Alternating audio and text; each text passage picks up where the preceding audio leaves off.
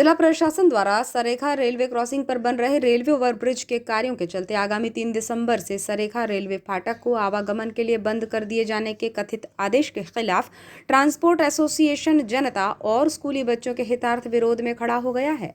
Transport association का कहना है कि बिना विकल्प तैयार किए सरेखा रेलवे फाटक को बंद किए जाने का असर शहर और इस मार्ग से होने वाले परिवहन पर पड़ेगा, जिससे लोगों को परेशानी होगी। जिसे देखते हुए प्रशासन अपने इस आदेश को अंडरपास, ब्रिज और बाईपास की मरम्मत कार्य तक मुलतवी करे ताकि लोगों को परेशानी ना उठाना पड़े।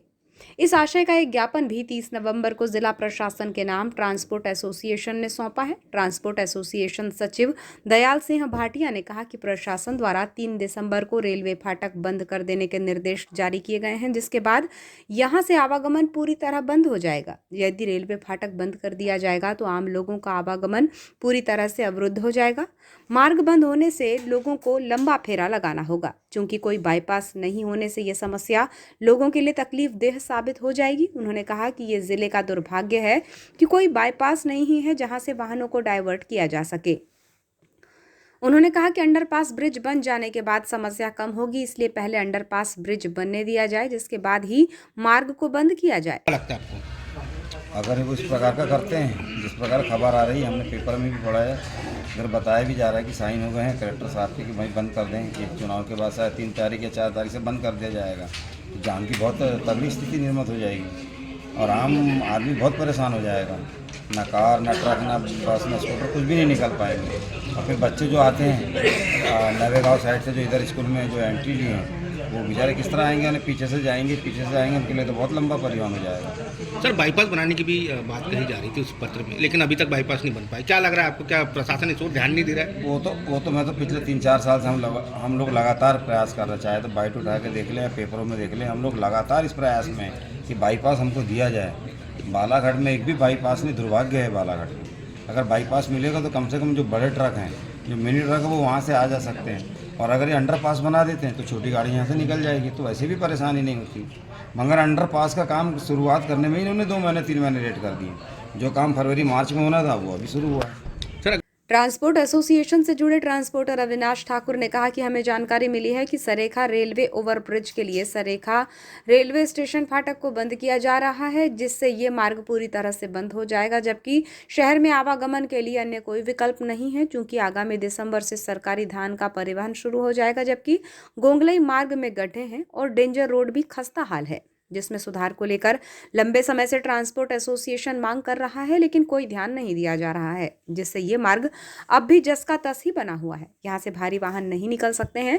रेलवे फाटक बंद कर दिए जाने से आम लोगों के साथ ही स्कूली बच्चों को काफी परेशानी उठानी पड़ेगी, जिसके लिए जरूरी है कि पहले अंडरपास ब्रिज बने और गोंगलई बाईपास और डेंजर रोड की मरम्मतीकरण का काम पूरा किया जाए, जिसके बाद रेलवे फाटक को बंद करने का निर्णय लिया जाए। ट्रांसपोर्ट यूनियन को जानकारी मिली थी कि जो अपना सरेखा का ओवरब्रिज बन रहा है, तो कलेक्टर साहब ने परमिशन दे दिए हैं रोड बंद करने के, और रोड बंद करने के आदेश करने के पहले वैकल्पिक मार्ग की कोई व्यवस्था नहीं की गई। आज अभी न तो ट्रांसपोर्ट यूनियन को उनने अपने फेवर में लिए हैं, न बातचीत कर रहे हैं, और सुनने में आ रहा है कि गोंगलई मंडी होते हुए जागपुर घाट होते हुए हैवी गाड़ियों को परिवहन कराया जाएगा। चूँकि 1 दिसंबर से सरकारी धान परिवहन भी चालू हो जाएगा और इसमें बहुत दिक्कत हो जाएगी। अभी जो गोंगले वाला मार्ग है उसमें बड़े बड़े गड्ढे हैं, जिसका शासन के द्वारा अभी तक मरम्मत नहीं करवाई गई है। हम लोगों ने दिवाली के पहले भी, दशहरे के पहले भी मांग किए थे कि उस रोड का मरम्मतीकरण करा दिया जाए, और डेंजर रोड भी बहुत बदहाल हालत में है।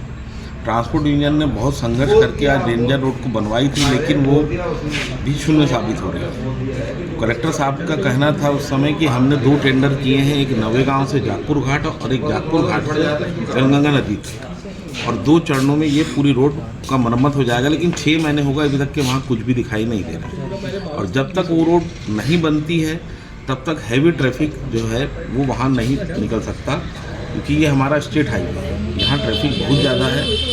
दूसरा, अगर ये रोड बंद करते हैं, जो रेल फाटक बंद करने के आदेश हो रहे हैं, तो समस्त जनता, स्कूल के बच्चे भी परेशान होंगे। हमारा निवेदन है कि जब तक अंडरपास कम से कम चालू ना हो तब तक रेलवे फाटक बंद ना किया जाए, नहीं तो पब्लिक को बहुत बड़ी समस्या का सामना करना पड़ेगा। कम से कम 2 महीने लेट कर दें कि अंडरपास का निर्माण हो जाए तो पब्लिक का आवागमन, स्कूली बच्चों का आवागमन चालू हो जाएगा। और वो कम से कम डेंजर रोड और बाईपास जो है गोंगले वाला, उसका जल्द से जल्द निराकरण करके मरम्मतीकरण कराया जाए तो ही ट्रैफिक वहाँ से निकल पाएगा।